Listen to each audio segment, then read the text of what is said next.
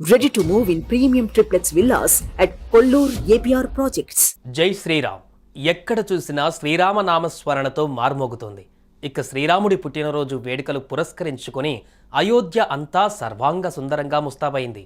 అయోధ్యలో రామమందిర నిర్మాణం, రామ్లల్లా ప్రతిష్టాపన తర్వాత ఇదే మొదటి రామనవమి కావడంతో ఇక్కడ ప్రత్యేక సన్నాహాలు జరిగాయి. అయోధ్యలో అద్భుత దృశ్యం ఆవిష్కృతమైంది. సరిగ్గా 12 గంటలకు బాలరాముడి నుదుటిపై సూర్యతిలకం దేదీప్యమానంగా వెలిగిపోయింది.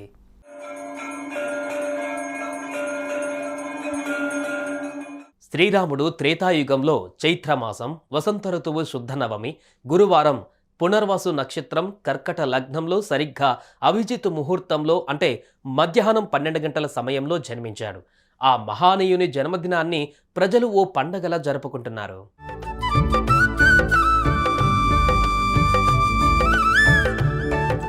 శ్రీరాముడి పుట్టినరోజును పురస్కరించుకొని అయోధ్య అంతా సర్వాంగ సుందరంగా ముస్తాబైంది.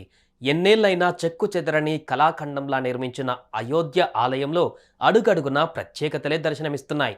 అందులో ఒకటి సూర్యతిలకం. శ్రీరాముడు జన్మించిన సమయానికి సూర్యతిలకం బాలరాముడి నుదుటిపై దేదీప్యమానంగా వెలిగిపోయేలా ప్రత్యేక ఏర్పాట్లు చేశారు. ఇందుకోసం గర్భగుడిలో ప్రత్యేక టెక్నాలజీ రూపొందించారు.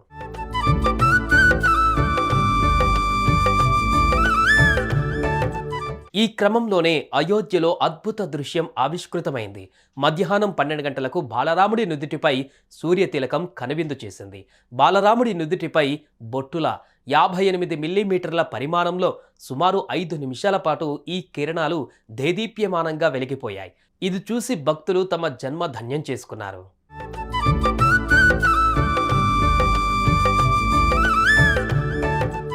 అయితే ఈ సూర్యకిరణాలు రామచంద్రుడి నుదిటిపై ప్రసరించేలా కటకాలు, అద్దాలు, గేర్ బాక్సులు, గొట్టాలను ఏర్పాటు చేశారు. 3వ అంతస్తు నుండి నేరుగా బాలరాముడి నుదిటిపై కిరణాలు ప్రసరించేలా ఈ పరికరాలు అమర్చారు.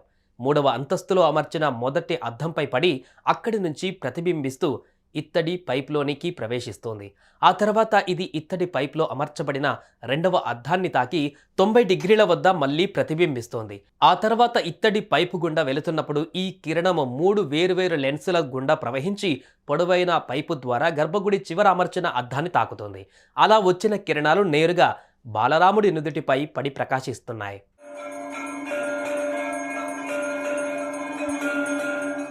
అయోధ్యలో రామ్లల్లాకు ప్రతిష్టాపన తర్వాత ఇదే తొలి రామనవమి కావడంతో అయోధ్యలో ఈ కార్యక్రమానికి ఎంతో ప్రత్యేకత సంతరించుకుంది.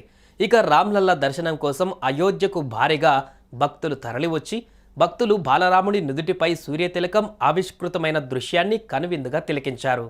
సుమన్ టీవీలో మీ పర్సనల్ అండ్ బిజినెస్ ప్రమోషన్స్ కోసం కింది నెంబర్కి కాంటాక్ట్ చేయండి.